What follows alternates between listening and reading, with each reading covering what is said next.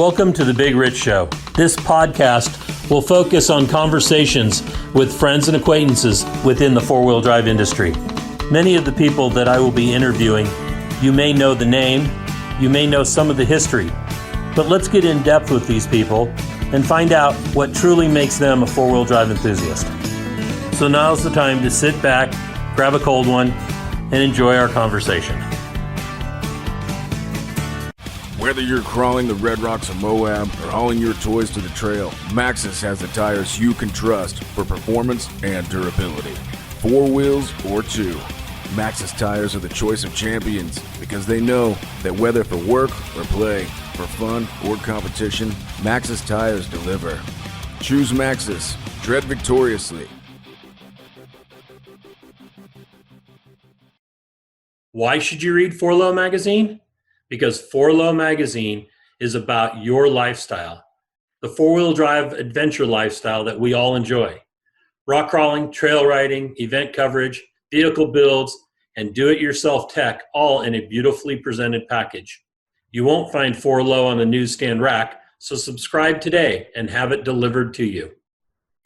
Okay, on today's episode of Conversations with Big Rich, we have Jacquelyne, Bebe White. Bebe is best known for her work on the Rubicon Trail. At least that's where I know her the most from, and as trail boss with the Friends of the Rubicon.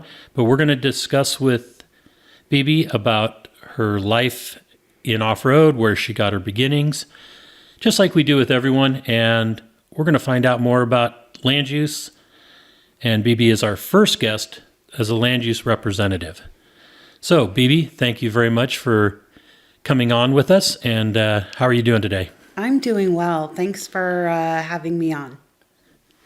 Excellent. Let's just jump right in. Tell us where you grew up. Let's get started at the early age. Early age. I grew up on the central coast of California in a little town called Watsonville, and my father had an automotive shop, and he also built sprint cars and super modifieds for the local track, and a lot of that expanded into, a Central Coast series and whatnot. And so I kind of grew up around race cars. My entire life was around race cars, and it was a lot of fun. And from there, I moved out of the area, ended up eventually, if you want to fast forward 30 years, I ended up in Rocklin, California, and was basically looking around to replace my 80 series Land Cruiser because it was 10 years old and it was starting to have issues, and wound up at a Hummer dealership after I had tried just about every other Toyota, Nissan. I test drove everything, Land Rover, all of it, and ended up at the Hummer dealership and fell in love with the H3. So I put in my order, and when it was time to come and pick it up, I sat in there with the dealership representative, and they were showing me all the buttons and everything, and I just thought, oh my gosh, I need to figure out how to use these. So I went home and had never even been involved in forums or didn't even know they existed. And so I Google searched four-wheel drive training and found the Esprit de Four Club in Hollister, who was setting up their four-wheel drive training for September. So I was like, okay, great, I'll go to that. And in the meantime, I found forums, I found very little information about the H3. So the first forum that I found was one called Alcova. Went onto that forum and got harassed a lot by the H2 people. And I finally kind of learned how forums worked and what the lingo was and who trolls were and all those fun things. And when I got to go to my first four-wheel drive training, it just so happened there was another H3 owner there, and he became my best wheelin' bud and my first wheelin' bud. And so we ended up going to Hollister Hills once a month just to learn and learn and learn. And at the first Esprit de Four course, I was going up. They were taking me up Bishop Gulch, and it looked really scary because it was a huge crevasse with giant mounds in it. And I was watching the people in front of me, and he was setting people up so that their whole front end would just be off the ground.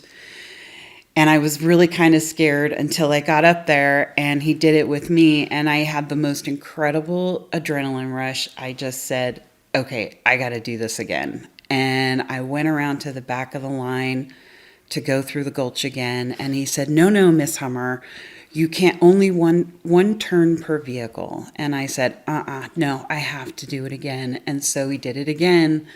And at that point, I was hooked. So we were there every month, and we started collecting H3 people and H2 people every time we would go via the forums. And then we decided to try our hand at Moab. So we all ran out to Moab and had the most incredible time. Our H3s were totally stock. I think I had already put 35-inch mutters on mine. And it was just a blast. And so then we started going out 2 or 3 times a year for like the next, now 15 years. So did you tell me what year that was when you got the Hummer? 2005. 2005, okay. Yeah. Also on the Elkova forum, this guy came on who was from Pirate 4x4, who was, supposedly the biggest, baddest, meanest place to go if you were a 4-wheel drive person. And his name was Cranky Steve. And Cranky Steve is Steve Hirsch from Placerville. And he kind of took me under his wing because I was out there doing so much with my H3 and I was local. So he invited me out to Prairie City. And from there, we got to know each other really well. And he took me through some of the courses, and they had a lot of laughs at my expense in my H3 because I got stuck on the little Rubicon run and things like that. It was absolutely a blast. And so I started getting to know local people.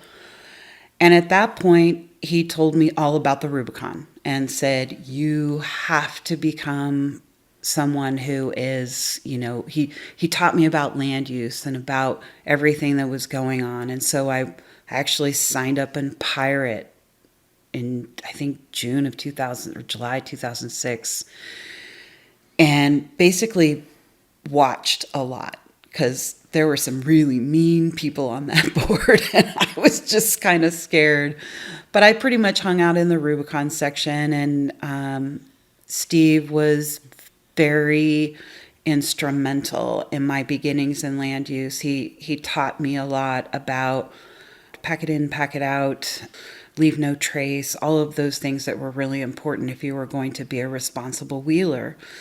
So after I learned a lot about that, I decided, well, I've done 5 or 6 trips to Moab. I've done the Slick Rock Trail. I've done Deer Valley. I've done a bunch of other local trails except for the Rubicon and Fordyce. So I asked the guys at Rock and Roll 4x4, who was the local club that I had gotten to know, if they would take us out.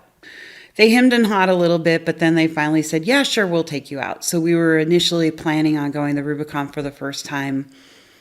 I want to say it was July 2006.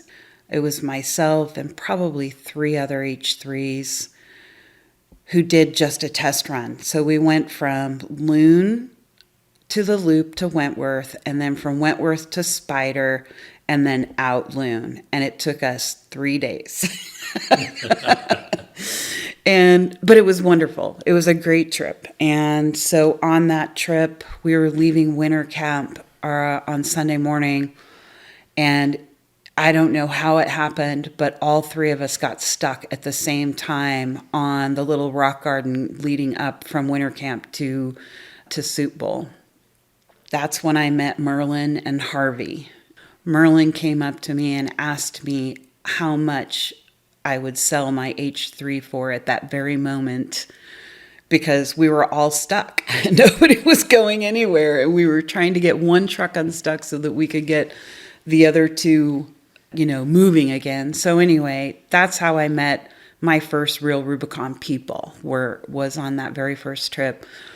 We went probably 3 other times that year, and the Hummer groups got bigger as we were going. And this time, I think our last time we had probably 4H3s and 4H2s, and we went all the way through the first time. I was really fortunate. I didn't break anything. I only got one scratch, but it was so much fun. And we met our first jerks on the trail, and we picked up litter because Cranky Steve told me I had to, and so he made me take a bag so that I could pick up litter, and it was just a great time. And so as I got more involved with the Rubicon, Hummer decided to get involved with the Rubicon. And so that year, I want to say it was early 2007, Hummer donated $15,000 to the Rubicon and asked me to meet them on the Tahoe side and take in their media group who had picked up some H3s from Winkle Hummer. And while they were working on the trail, they wanted Suey and I to take the Hummer people, the Hummer marketing people, to Observation Point and back. So we did that. We were successful.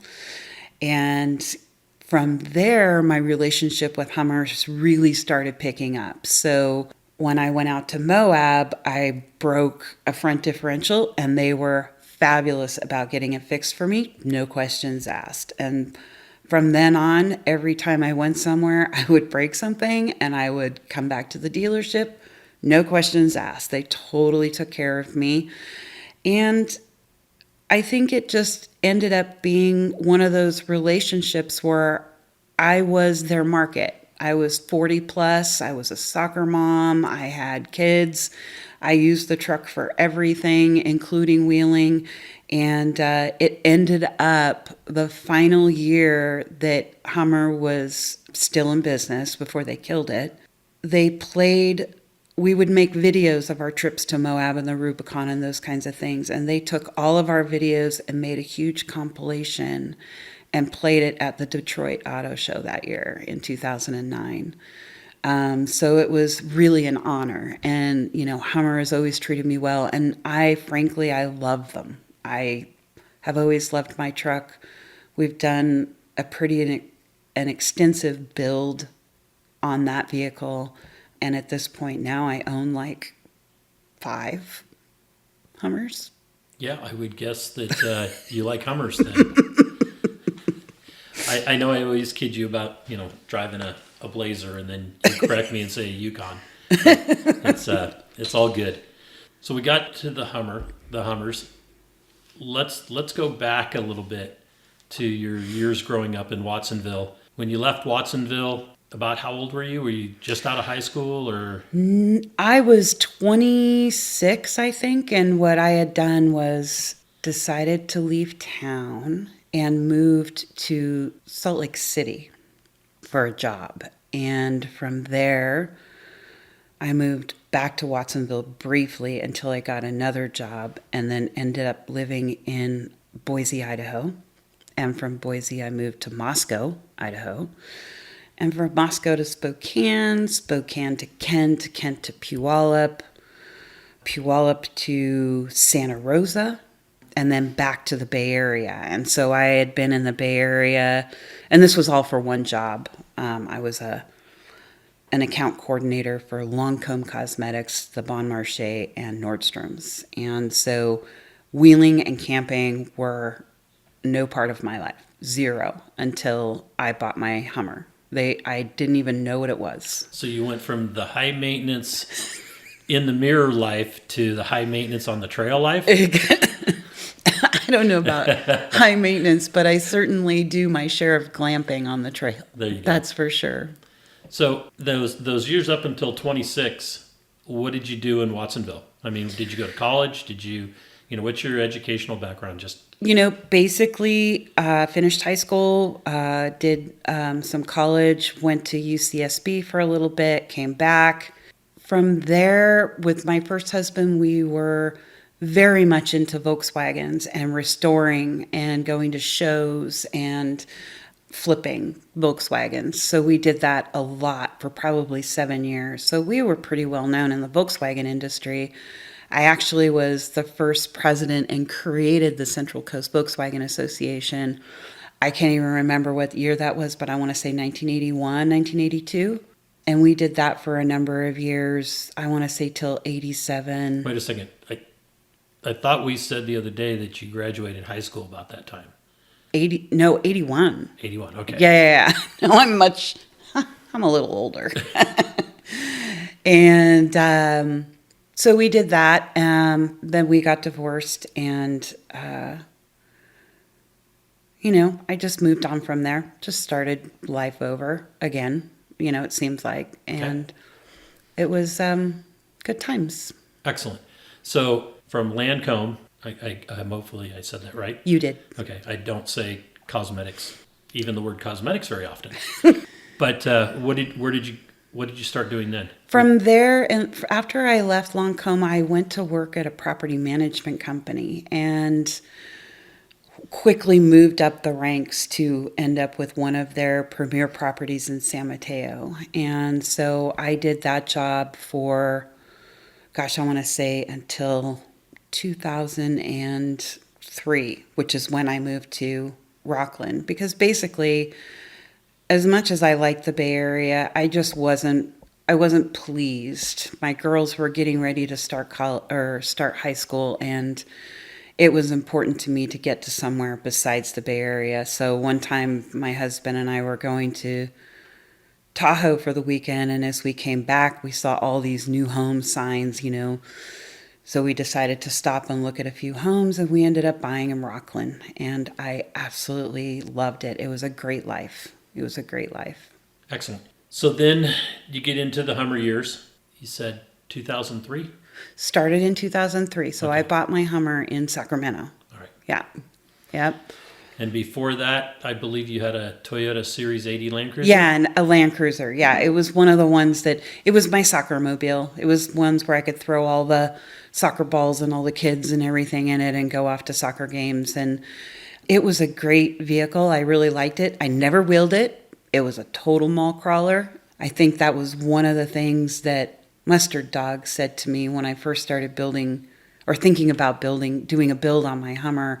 One of the first things he said was, "Why don't you build your 80 series?" It's like, because it just didn't dawn on me to build an 80 series. I didn't know anything about wheeling. I just know I wanted to go more places in my H3.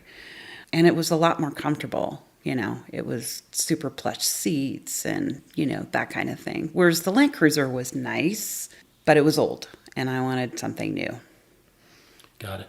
Well, let's talk about your H3 and the build that you did on it, that you guys have done on it, and where it's gone from being a stock comfortable rig to now what? So I started getting more involved with a Rubicon and was doing incident commander jobs there, but I just wasn't comfortable getting my truck in much past Wentworth Springs, and the bowl was not my favorite. So I decided I needed to, in order to be more effective in being on the Rubicon and going in further and not hitching rides all the time, then I needed to build my truck so that I could make it in easily.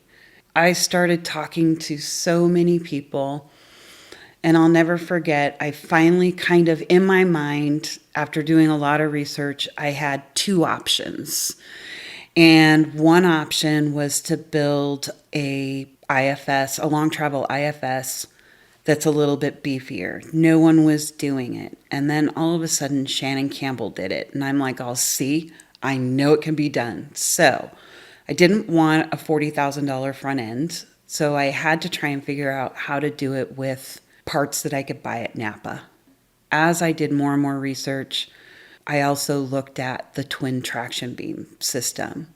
And so I drew up two options. One was a TTB option, and the other was an IFS option using the H2 925, American Axle 925 differential, which with H2 shafts and custom uppers and lowers. I was still just trying to figure out what I was going to do with the knuckles, and I decided I was just going to keep the stock knuckles. Then I figured out how I could do it with a TTB, having to use all Ford front parts. So I would have to go to Ford Knuckles, Ford everything.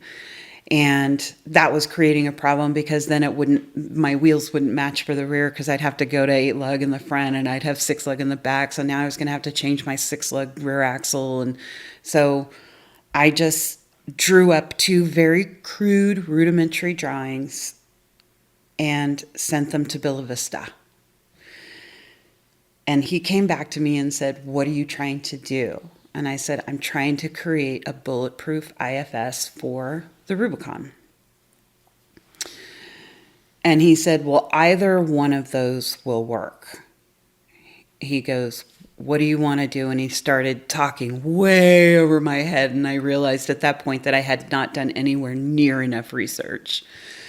So I thanked him and I went back in and I started doing more research. Well, once I got all of my parts together that I thought would work, then I had to find someone to build it because I hadn't met Rick yet. So it got shelved because I just didn't know anyone who could build it for me. Then when I did meet Rick and started talking to him about it, he kind of just thought I was maybe a little crazy for wanting to go that far.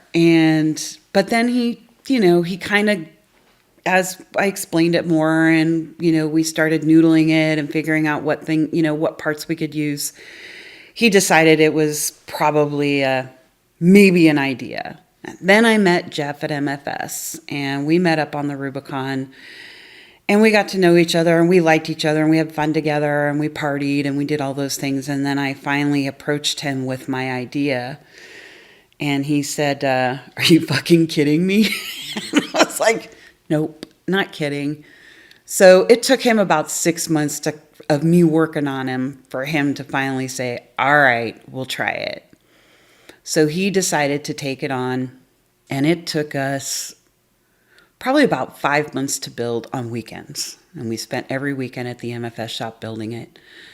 The thread that was on Pirate, the build thread that I did on Pirate, was very active. And we posted lots of pictures and did it lots of ways. We started by building a drop basket because the truck definitely needed to be lifted. And then we started by taking a Dodge 44, cutting off the axle tubes, adding some Dutchman retainers, and then built stub shafts for it. And Dean built the stub shafts for me. And then we figured we would use the H2 or whatever they call the 1-ton half shafts, the GM 1-ton half shafts. And they just happened to fit through the knuckles, the stock knuckles. So we got super lucky. Then we built tubular uppers, very reinforced, tubular lowers, very reinforced, and just basically had to figure out the spring rate, got everything lined up. And what we ended up doing was building it with almost identical GM geometry and then just making it a little longer. It would have more travel. We ended up with 11 inches of travel, but that's my limited travel. We have straps on it and probably could go to 12 to 13, but we're leaving it at 11.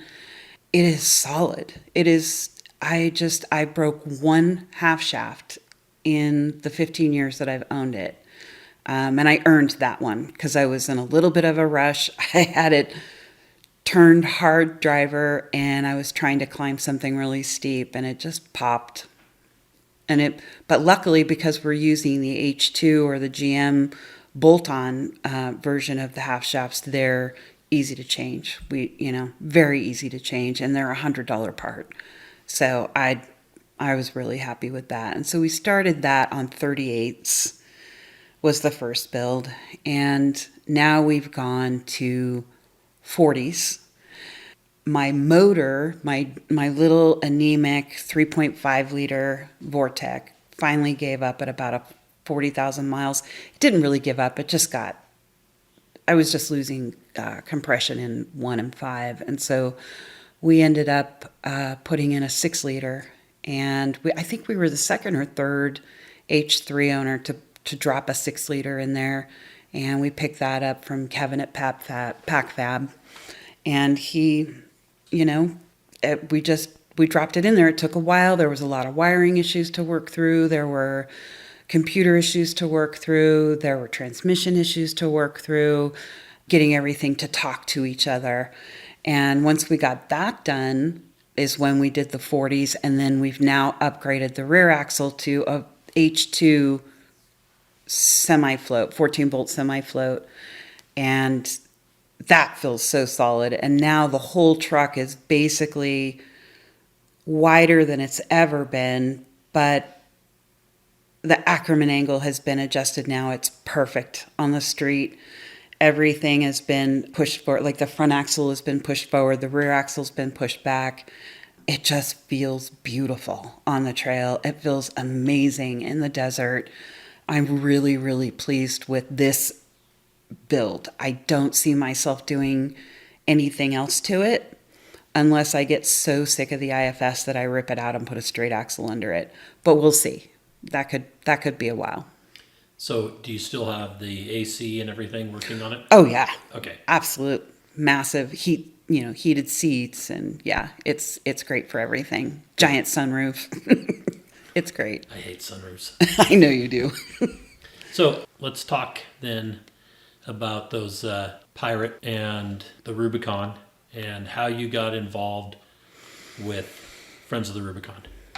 So Friends of the Rubicon was one of those things that, Steve Hirsch was telling me it's my duty to be a good Rubiconer. So I would started going to work parties and had a great time. And then they asked me to be an incident commander to lead a work party. Well, actually, let me back up. I started out as chow boss because everyone knew I could cook. So as chow boss, I would get out there and design menus and feed, anywhere from 60 to 100 people who would come out on these work parties. And I was having a great time doing that. And then Dennis Mayer, God rest his soul, was one of the leaders in the Friends of the Rubicon groups. And he asked me to start being an IC. He and Del Albright kind of corralled me and said, hey, why don't you try doing this? So I started to lead work parties, and I think I led like 3 one year and 4 the next year. And then Dennis decided that I should be trail boss. And Del was definitely wanting to step back, because it's a huge job. I mean, you don't really see all of the stuff that goes on behind the scenes, but I can tell you after Del decided to step back and asked myself and Todd Ockert to be co-trail boss so it wouldn't overwhelm us the first year we were doing it. And the next year, I was voted in and then voted in again the following year. So my last year as trail boss was August of 2010. In between that time, I was seriously taken aback with the amount of work that there was. I literally worked from 6 to 10 every night after my day job was done, just organizing and gathering information and learning. It seemed like we were up against so many issues during that time. We had the cleanup and abatement order to deal with. We had trail alignment projects to deal with. We had OHMVR doing their geographical study to help identify problem areas on the trail. And I think as much as I was involved in all of that, it really wore on me because I was looking at it from the standpoint that this is all so unnecessary. We know where the problem spots are on the trail. We know what the issues are. We don't really need the money or the help or anything. We had it pretty much under control at that time, but other powers that be decided that they kind of wanted to wash their hands of the difficulty that maintaining a trail that size took. I mean, it was an incredible job. I enjoyed it for the most part, but it was a really hard job. And I think it was probably one of the subsequent trail bosses after I left came up to me and said, "How did you do it? How?"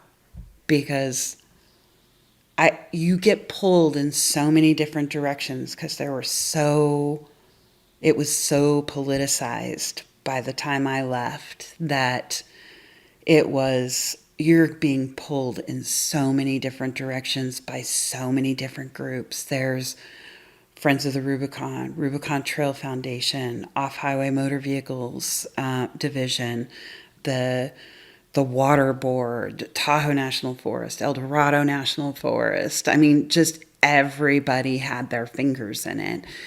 And you had to get, just to move some rock, you had to get permission from like 5 different agencies.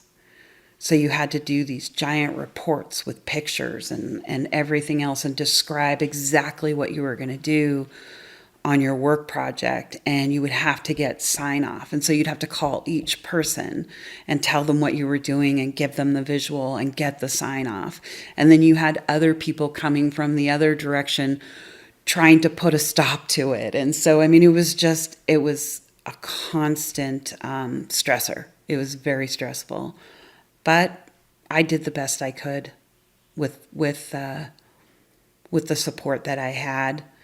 I had so much support. So many people supported me. Even people supported the mission from afar. You know, they weren't in it, but they were supportive. And I'm glad it's over. Yeah. You know my ideas. Yes, I do. Or my thoughts, I should say. I do. Yep. So, what do you think? Let's just jump right into this part. What do you think about are you still involved with any part of the trail maintenance or oversight or working with either any of the foundations or whoever it is that's doing anything on the trail up there anymore? No, because you know what happened is after I left, basically Friends of the Rubicon went by the wayside. Basically, they were told by the county that they were no longer needed to do maintenance or projects, and if there was a project that they could do, they would let them know. Then they started an Adopt a Trail program, which I thought was brilliant because it was something that they had done on the Ducey. And I thought that was an awesome idea. And the Adopt a Trail clubs now get direction for their piece of the trail. They get direction from the county on what projects need to be completed. But for the most part, the county does everything now. And there's, any projects would be going out and cleaning out sediment basins, or there really is not much to do. Not like the days that I was there where we were moving lots of rock and building water bars and rolling dips and doing real heavy construction by hand. County now does by equipment. Not my favorite, but it is what it is. Right. Let's discuss, you mentioned you hadn't met Rick yet when you were starting your IFS project. Let's talk about that. I understand it was a rescue mission. It was. It was. So my friend Suey, my wheeling bud that I talked about earlier, and my absolute best friend in the world, Lynn, we decided the forest had been shut down that whole year due to fire danger. And I heard that through the grapevine that Tahoe National Forest was going to be open on October 5th. So I called my 2 friends and I said, look, it's a Wednesday. It's a perfect opportunity to go out and get on the Fordyce Trail before the masses show up and we start, becoming a trail clog. So we decided to do it. And Wednesday morning we showed up, and in our stock Hummers, we started the Fordyce Trail. Well, there was a storm heading in for Saturday, and we were sure that we could make it out of there in 3 days. Well, the storm hit Wednesday night. No, wait, I'm sorry. First night we stayed at the pools. Second night as we got to the bottom of Winch Hill 1, it started snowing.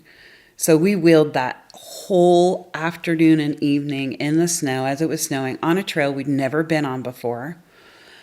And I would walk half a mile, come back, then we'd pick up the rigs, go, as far as we could, just because we couldn't find the trail. It was covered in snow. Well, before I had left, I had let Lance know and I had let Brett Preble from Friends of Fordyce know that we were headed out there. And they're all, okay, you know, you sure you want to do that? It's like, yeah, what's the worst that can happen? What's the worst that can happen? We break, someone comes and gets us out. That's, Have you ever heard of the Donner Party? Yeah, that's what they kept saying. That's what everybody told me. So we got out there, and by the time we got to the second river crossing at the end of Thursday night, now it was Friday night. Friday night, we're at the second river crossing, and it's still snowing. And so I get across the river, and I get hung up on this pointy rock. My tire keeps slipping off, and it pokes right through my lower control arm. So I'm having to back off. I'm having to winch off. I can't make any forward progress. I'm winching from a tree all the way up in front of me. We decide it's 1:00 in the morning. I was by myself trying to do all this because they were on the other side of the river, and we decided to just sleep there. So the next morning I wake up, I've got a crack all the way across my windshield. I look and my gas light is on, and I'm like, okay, something's wrong. Well, as I had been dropping on that rock the whole time, I was also dropping on one on the back, and I crushed my gas tank skid plate, which pushed my tank up and made my tank read funny. So I called Brett and I said, hey, if you know of anybody coming out, we're still another day before we finish this. I said, can you have someone bring fuel? Just in case. I don't think I'm low on fuel, but just in case, have them bring fuel. And he said, yeah, okay. Well, if you see anybody out there should have fuel. So you can always ask them. If you don't get any fuel by the end of tonight, let me know. I said, okay. So we're headed up towards Winch Hill 2, and we're going around this big pinch rock, and my friend Lynn made it in her H2. I made it in my H3, but my friend Suey crawled the wall just a little too high, and I saw his two front wheels shudder. And I went, oh, you're done. And he goes, what? I go, you just broke your front diff. And he goes, I did? I didn't even hear it. I said, you didn't have to. I saw it. I saw those front tires go. And so he started backing up, and sure enough, it was just blown to bits. Oil leaking out, the whole thing.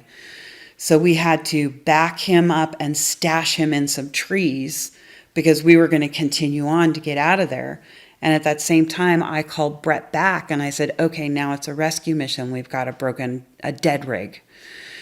And he said, okay, I'll call the WeBuilt guys and we'll see what happens. So he called me back and he said, the WeBuilt guys are going to come out tomorrow morning. They'll meet you at the bottom of Winch Hill 2 at about 11. And I said, okay, that's fine. Well, it just happened to be Rick, who was in the WeBuilt crew. So they show up, they literally lollygagged on their way in there. They went and had breakfast, and then they came in the backside, and they finally showed up around noon. And I think it was Dave, McQuarrie, and Rick were putting fuel in my truck. And we were discussing, where the broken rig was and how we were going to get it out and all that kind of stuff. And this big, tall guy looks down at me, putting fuel in my truck, and says, where are your husbands? Because it was just us. And we're all, oh, well, Lynn's husband is ready to call Columbia Helicopter to get us out. And my husband is sitting at home pissed off because I'm supposed to be going to a wedding with him today. And so that's how Rick and I met. And it was definitely a rescue mission. We got out, and Suey's truck was really broke. Mine wouldn't come out of 4-lock. So I knew I had transfer case problems. And so we got back to my house the next morning. We took him to the dealerships. And as per usual, everything got fixed. No questions asked. So it was really nice. Let's talk about what you're doing now and how you're involved in off-road at the moment and what you guys enjoy to do, that kind of thing. So basically we've spent the last few years working on a property that's up by the Rubicon and just getting it so that it's a vacation spot. Now that we've done that, we've decided that this 2021 is going to be our reintroduction back to off-roading because we've been so busy working. So we're planning on going a lot of different places. I know we're hitting Moab in April, and from there, as soon as the trails dry out and the snow melts, we'll be hitting Deer Valley and Slick Rock and Fordyce and Rubicon, and we're planning on just going everywhere. We want to do as much as possible. For the rest between now and wintertime, I think we're going to hit a lot of desert trails because there's a lot of trails in our neighborhood since we've moved to Nevada that we haven't really been able to go out and play on. And so we're planning on doing a lot of that. Sounds good. So you've mentioned that you would like to do one of the events that Shelley and I do all the time as staff, that you'd like to compete at the Rebel. How likely do you think that is? I finally found someone who was interested in working with me on that. And so I'm hoping by the end of next year, 2021 treats me well enough that I can get that done. I really would like to. I've put a deposit on the Hummer EV, and so I would really like to drive that in the rally. If not, I have a few vehicles I can use, and I think we could do well just because I love competing. I've competed with in Dirt Riot a few times, and I love that. But I think I also want to try rock crawling this year. And I'm pretty sure I'll be rock crawling in my Razor because I just feel so comfortable in it, in the rocks. And I'm really looking forward to it. So again, I hope 2021 treats us all really well and produces some opportunities that I can try my hand at cone dodging. I'm really looking forward to that. Okay. Sounds good. We're really trying to build the UTV classes. We have some people I think some companies that are interested in helping us do that. We'll have to see how that pans out. But what about land use? What are you doing nowadays? How do you propose to get word out, and is it still an issue for you?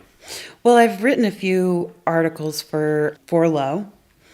And land use is still near and dear to my heart because it is really important to me that we all understand what we're up against and how important it is for everyone to at least pay attention a little bit.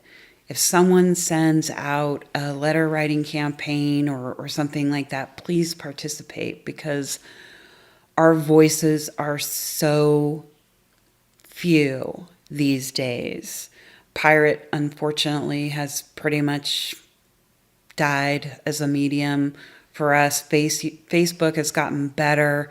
There are a few people who are still involved in land use, but for as much as we think that there really isn't anything going on in land use, I can promise you that there are tons of things going on in land use.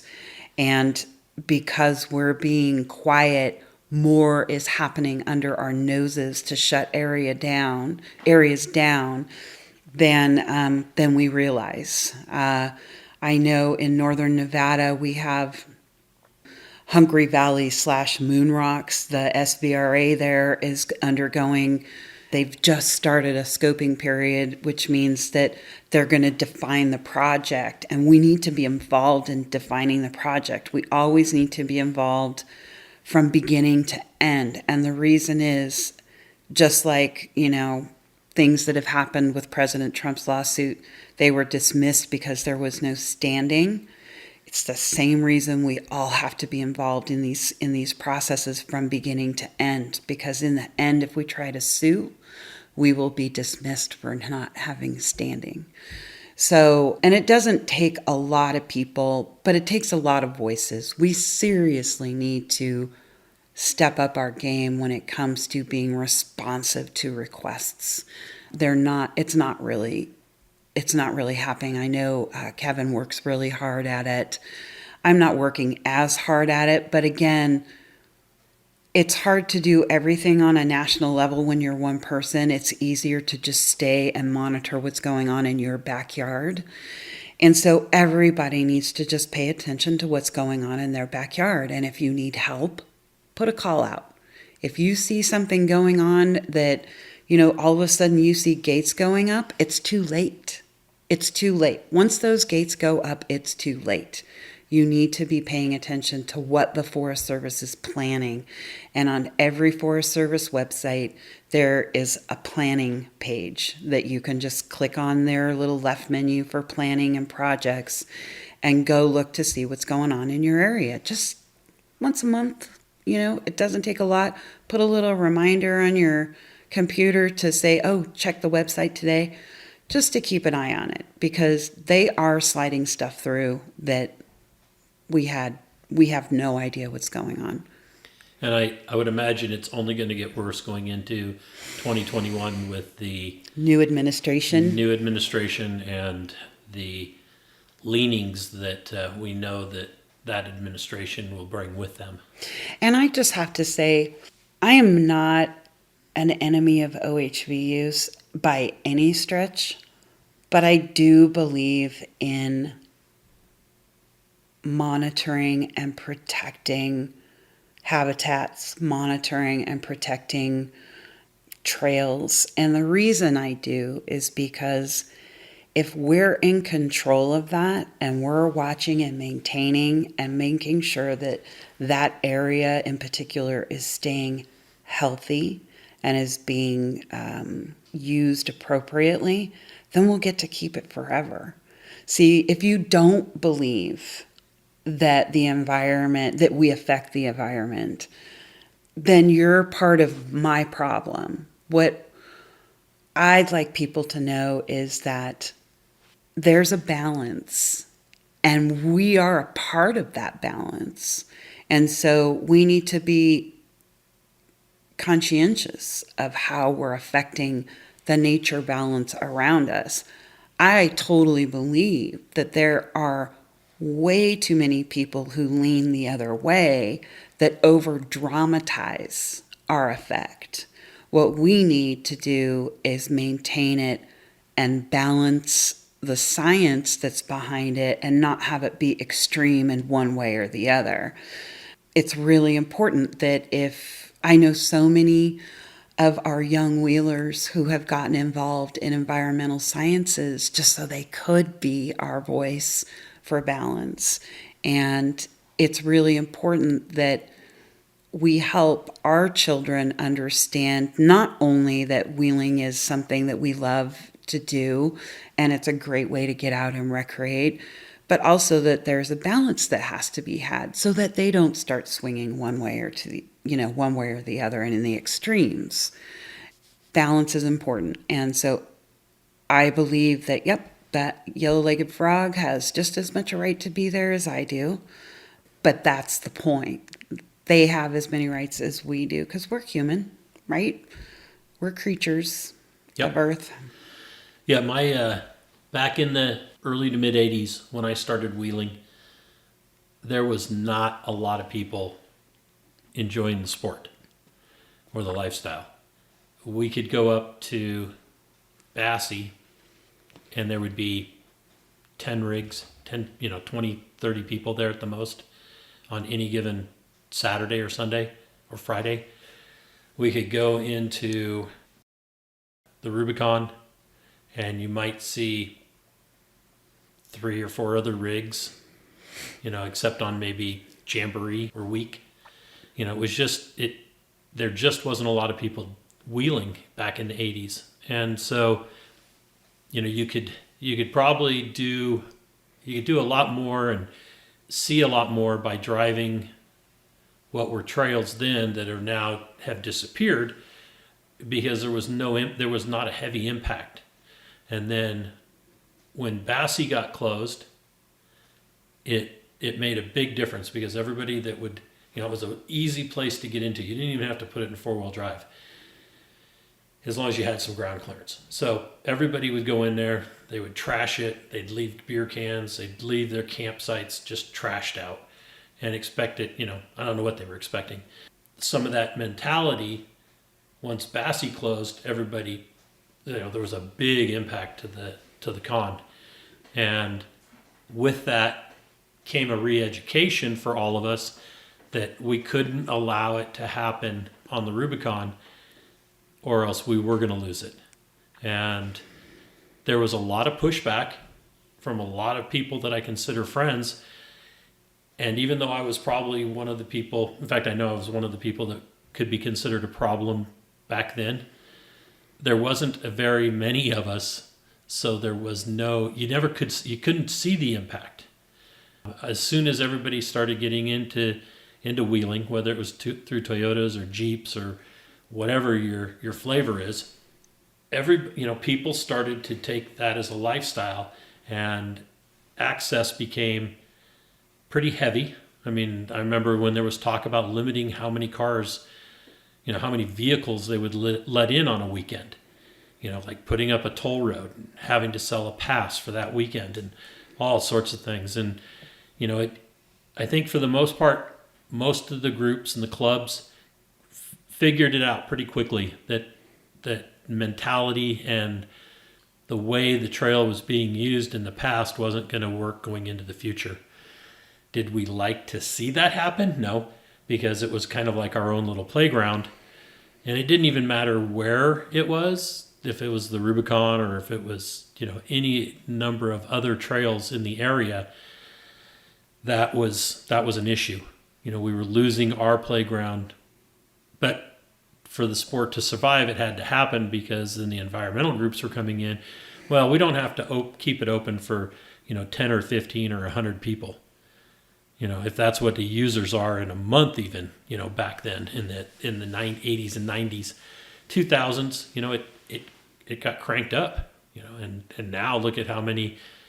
I was amazed this last summer, even with COVID, went out on the trail with a friend doing some training for some beginners, and I could not believe how many vehicles we came across from Wentworth Springs all in the loop all the way back out to Loon. How many people were out there on the trail? I mean, it literally looked like Sunrise Mall the day before Christmas or on Black Friday trying to buy gifts. It was just crazy how many people are out there.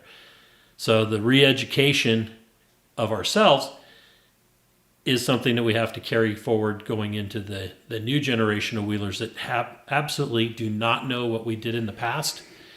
Kind of like the whole idea behind this podcast is to bring in the history from those that lived it, so that the people that are new to the sport, and when I say new, I'm talking the last 10 or 15 years even, that have no idea what we went through, what we saw in the 80s, the 90s, and then all of a sudden the early 2000s with, the proverbial, doo-doo hitting the fan.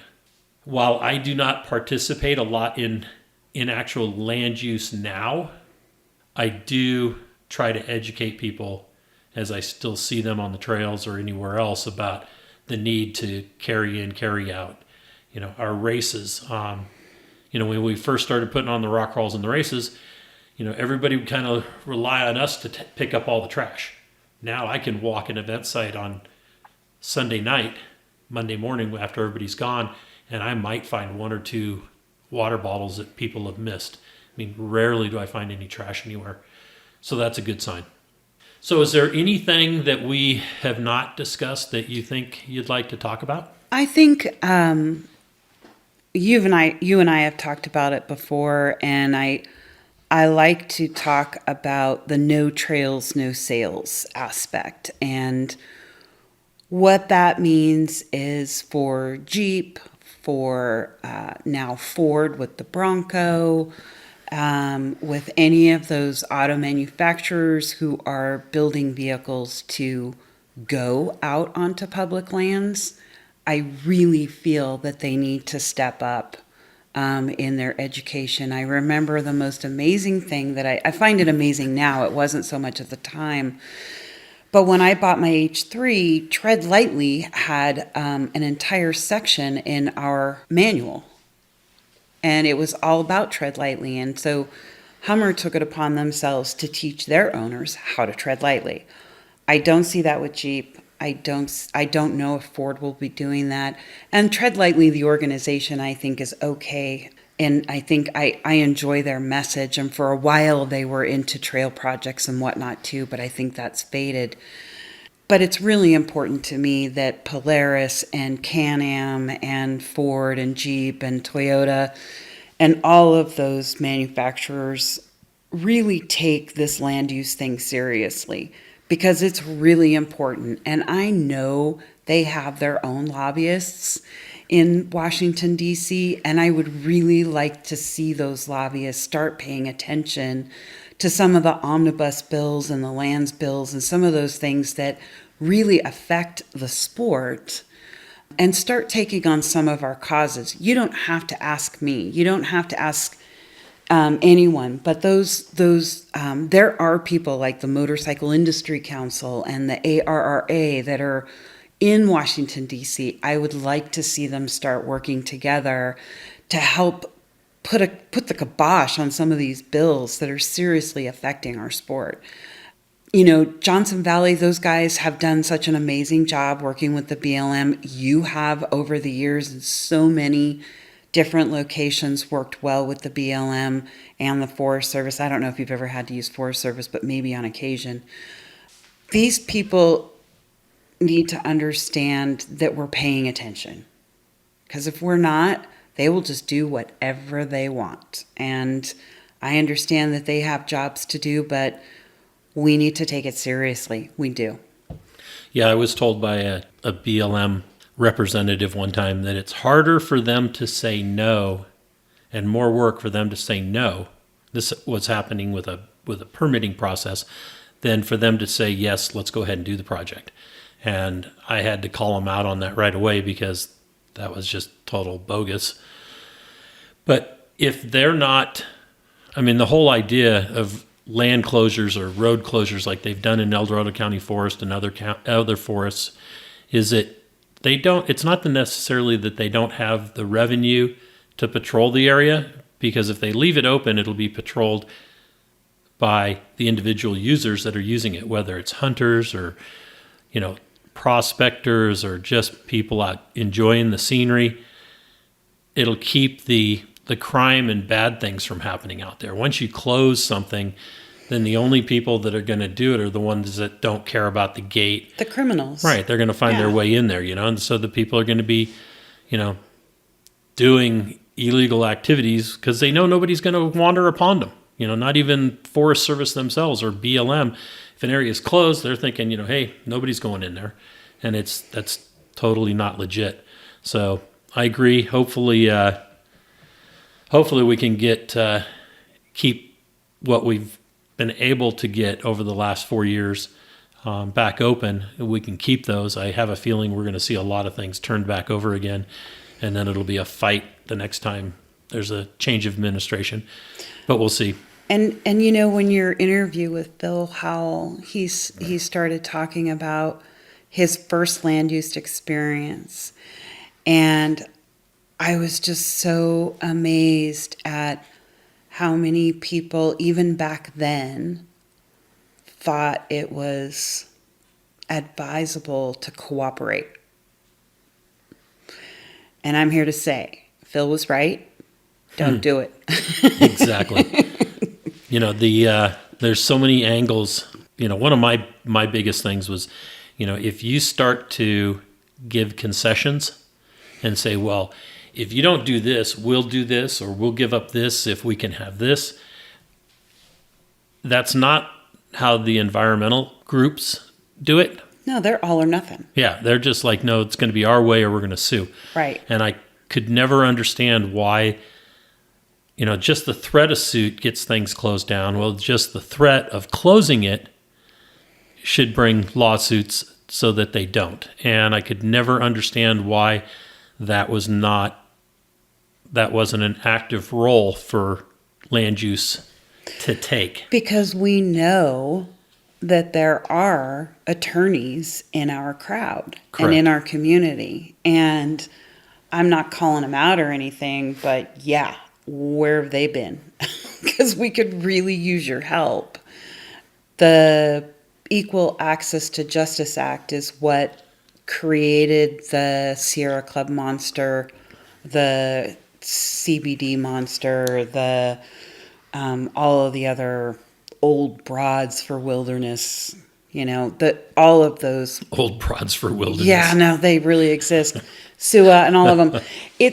That's what created it, is that they became money-making machines. They would sue, and if they won, then they would be able to get all their attorney's fees covered. And so it literally became a money-making machine. They would throw out 300 protests for, or requests for a review on, 300 different species. And because the BLM and the Forest Service didn't have the manpower to review and provide feedback on those endangered species, they would literally have to list them. And so a lot of our endangered species are truly not endangered species. And we've been learning that over time. But it's just not fair. It's not right. It's dirty pool. And I don't want to have to play it. So if you see me send something out that says repeal Equal Access to Justice Act, please sign it. Because that's really what's created that monster. That's really what put us behind the 8 ball.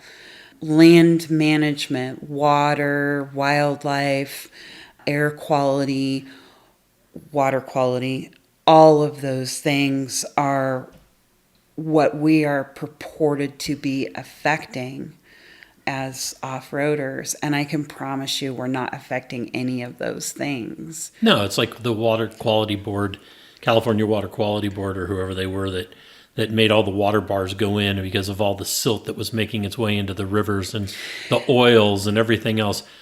That's such crap, because more shit comes off of the freeways and highways that gets into the delta or gets into the rivers and ends up in the sea and everything else than anything what a group of off-roaders can do on the Rubicon or Fordyce or put all the trails together.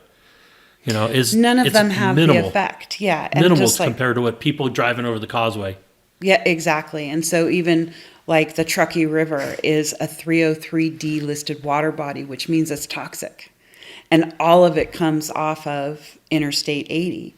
And so when you see things like that, and then you see the FERC relicensing data for that whole Rubicon basin that proves that the water is pristine and not toxic, and yet one guy who's on the make or on the take does a study to try and say there's 100 cubic yards of sediment going into the waters of the United States off of the Rubicon was a total lie.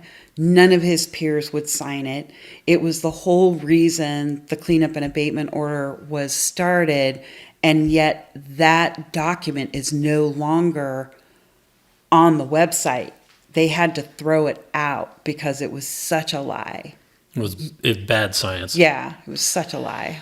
I know when I was part of the land use push there on the Rubicon trail patrol, when things first went sideways there in Spider Lake and Little Sluice, talked to Disco, Tim Webster, and said, hey, you work for EID or SMUD or whoever it was, and he was testing waters. And I said, get out there and get samples and get a status point that we can look back on today. And he did that, and I don't know if it was ever anything that needed to be pulled forward or not, but at least we had those. So for at least the pollution aspect that first was generated up there. We were told it was polluted. Right, and it wasn't. No. Again, another lie. And those kinds of things, you kind of wonder, it's like, how do you fight that stuff?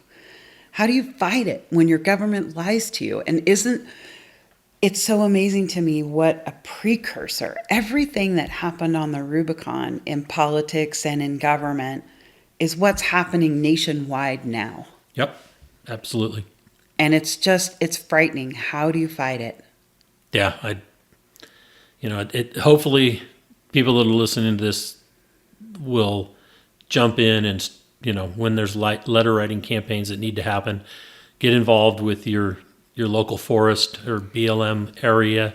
Anybody that uses Northern Nevada, California, get involved with what's going on at Moon Rocks. I've had my fight with Carson City, and especially over the Moon Rocks area. So I'd love to see that area change to be actually an open designated recreational area instead of just being open like BLM lands are supposed to be there in Nevada with the Hammers or any place else. Get involved locally. Doesn't have to necessarily be through state organizations or clubs or anything like that. There's always a Friends of somewhere.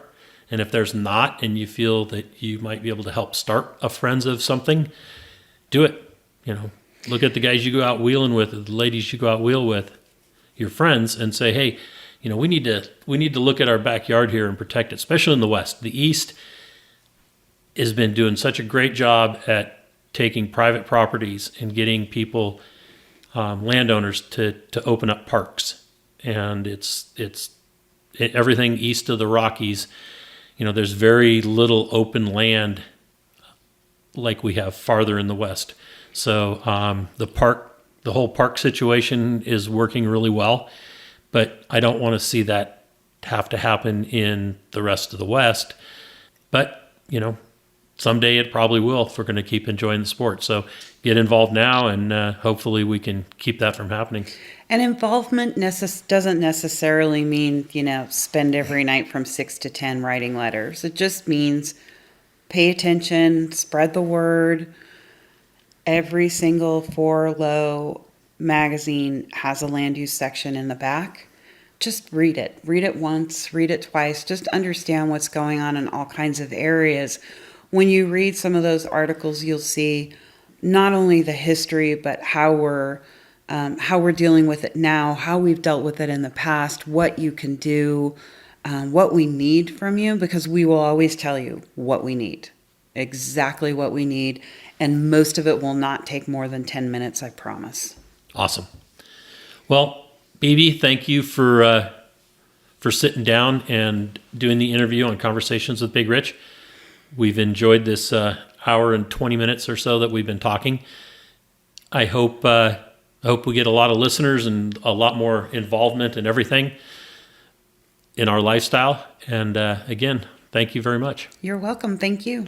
All right. And another thing is thank you for writing for 4Low. Oh, you're welcome. And anybody else that wants to write for 4Low, just get in touch with me. Yeah. Or Shelly. Thanks. All right. Talk to you later. Bye. If you enjoy these podcasts, please give us a rating. Share some feedback with us via Facebook or Instagram, and share our link among your friends who might be like-minded. Well, that brings this episode to an end. Hope you enjoyed it. We'll catch you next week with Conversations with Big Rich. Thank you very much.